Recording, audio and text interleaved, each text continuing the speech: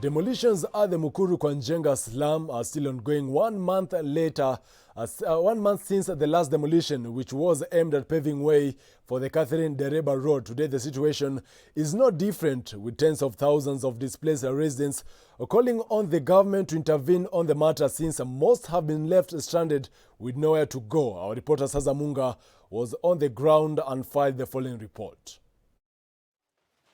It is 1 p.m. Under the scorching sun, we arrive at the Mukuru Kwa Njenga slum. The situation here unexplainable. Mothers, children, the elderly and even the sick are not left behind, dry with nothing. Most hunger-stricken.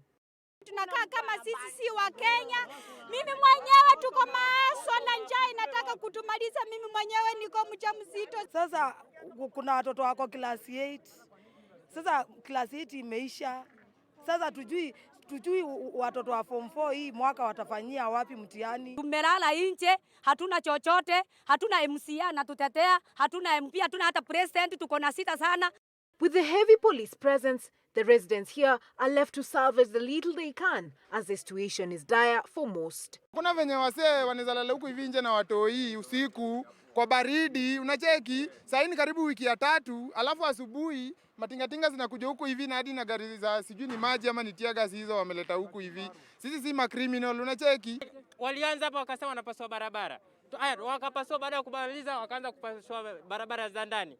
Baada ya hapo sasa hivi tunaona kijiji kizima kimebomolewa.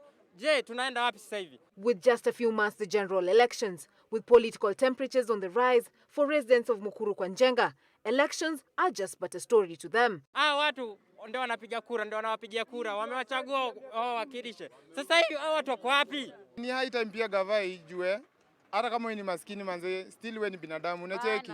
Huyo msema. It is exactly 1 week before this whole fiasco started, and most residents here are lamenting and asking the big question: where is the government and who is to blame for the situation at hand? Reporting for Switch TV, my name is Sazamunga.